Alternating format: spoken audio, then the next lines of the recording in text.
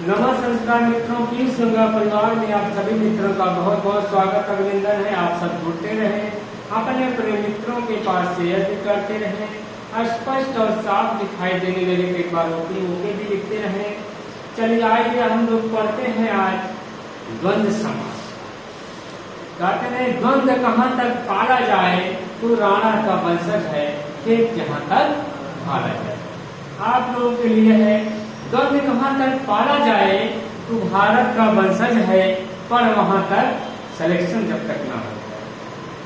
चलिए मित्रों, इसी के साथ हम लोग अपना क्लास चालू करते हैं। हम लोग पढ़ रहे हैं द्वंद्व समास। आखिर द्वंद्व समास कहते किसे हैं? कहते हैं जब दो लोग बीच में लड़ाई हो जाए तब द्वंद्व समास करते। यहाँ भी वैसे ही है, दो लोग प्रधान होते हैं, अकेले प्रधान रहेगा, दूसरा मंत्री रहेगा, लड़ाई कैसे होगी? नहीं होगी।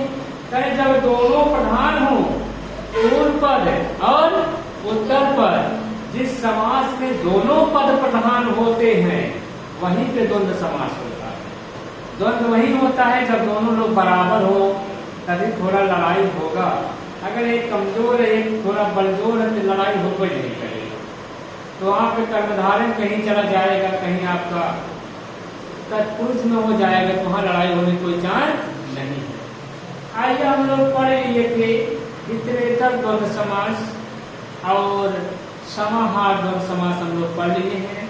इतरेतर द्वंद्व समास यह कहता है जिसमें दोनों पद अपना अलग अलग प्रधानता दिखाएं।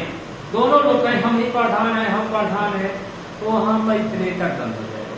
जैसे रामश्चा कृष्णश्चा, राम कृष्ण, राम भी अपने त्रेता युग के प्रधान है और कृष्ण किस युग में थे?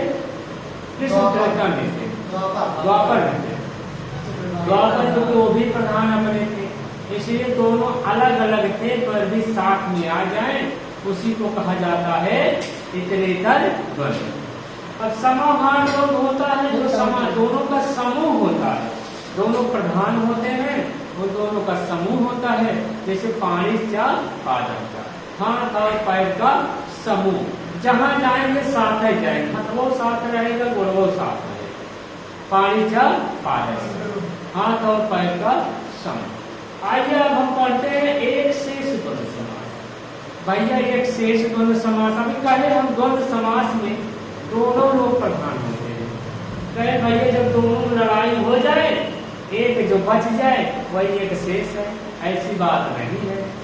कोई कहे दो लोग हो, पटकी का पटका हो जाए, उसमें जो एक बचे वही द्वंद्व समास है। ऐसा नहीं दोनों में द्वंद्व हो जाए, जो एक बच जाए वो एक शेष है, ऐसा नहीं है।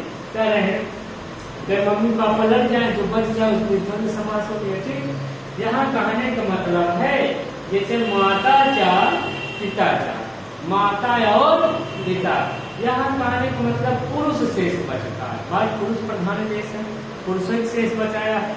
करे यहाँ पे स्त्रीलिंग शेष नहीं बनता, पर यहाँ पितरों पढ़ने से दोनों का बोध होता है, माता का भी और पिता का। ये नहीं है पितरों कहने से पिता का बोध है, तो पितरों कहाँ का?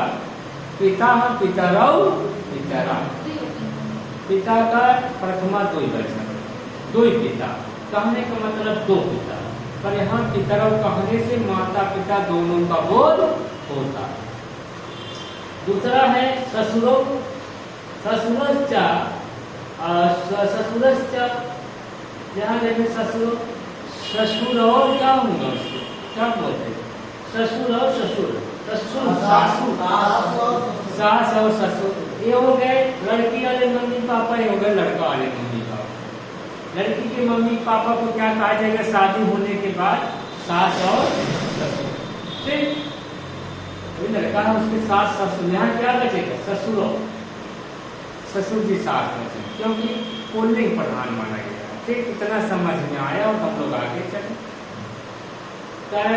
वृक्षादो विशेषेणमेव ग्रहणम, वृक्षादो, जैसे वृक्षादो वृक्षों के लिए हो, उसमें वृक्ष ही शेष बचेंगे। एक करें स्वरूपाण, स्वरूपाण एक शेष एक विभक्त, कर स्वरूप एक स्वरूप वाले हो एक शेष उसमें बचता है। जैसे कहा ब्राह्मण ब्राह्मणी च ब्राह्मणश्च, इन दोनों में से कौन शेष बचे? एक शेष बचेगा, वो अभी पुल्लिंग वाला। आप लोग एक पॉइंट और लिखे होंगे, जब पुल्लिंग और स्त्रीलिंग दोनों आ जाए इसको बचाना है, वही सूत्र बताता है। एक शेष पुल्लिंग वाले को आप क्या करेंगे? बचाएंगे। यहाँ ब्राह्मण हो गया, ब्राह्मणश्च ब्राह्मणश्च, बचा क्या आपका? ब्राह्मण। क्या बचा? ब्राह्मण। शूद्र शूद्रश्च शूद्रश्च, शूद्र। चटका चटको चटकश्च चटका, एक भूल गया, अजो अजश्च अजश्च। यहाँ लेकिन एक अज है एक अजा है, इसमें टाप प्रत्यय लगा के अजा बना दिया गया है। स्त्रीलिंग में टाप बन गया तो अजा बन गया।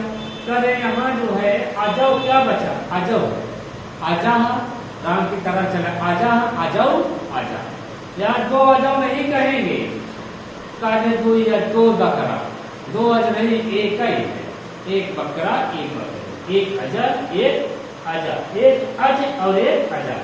चटको चटकश्च चटका, एक चटका चटको मतलब यहाँ दोनों का गौरैया गौरई, गौरैया गौरई ना, गौरव बन जाएगा। अब इसी का विपरीत वाला देखिए, विरूपक। विरूप मतलब न कोई स्त्रीलिंग न कोई पुल्लिंग। तो यहाँ कह रहे हैं वक्त दंडस, नीचे वाला दिख रहा है कि नहीं? इसमें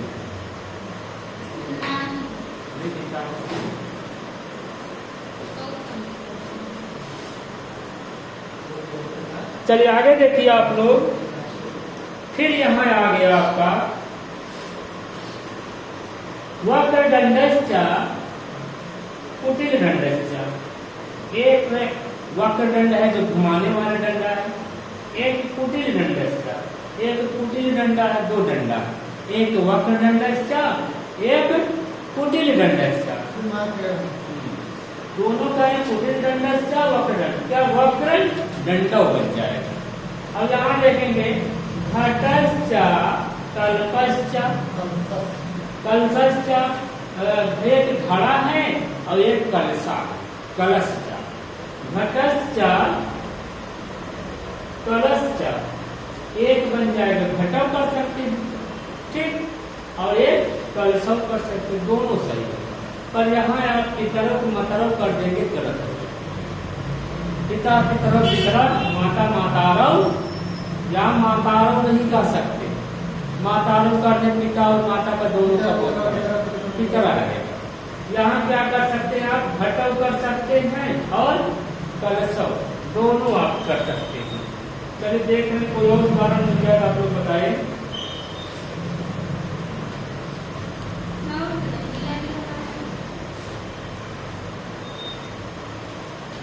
चलिए यही लगभग मिला है। चलिए यहाँ प्रश्न कैसे बनेगा? सबसे बड़ी बात आखिर प्रश्न कैसे है, सबसे ज्यादा दिमाग में यही आता आखिर प्रश्न यहाँ कैसे बनेगा। पूछा जाएगा आपसे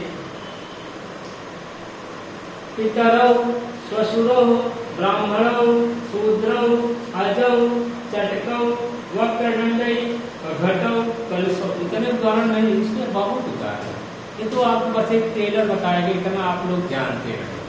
यहाँ पे कौन सा समास हो जाएगा? सब में द्वंद्व समास, द्वंद्व समास में एक शेष द्वंद्व समास, ठीक।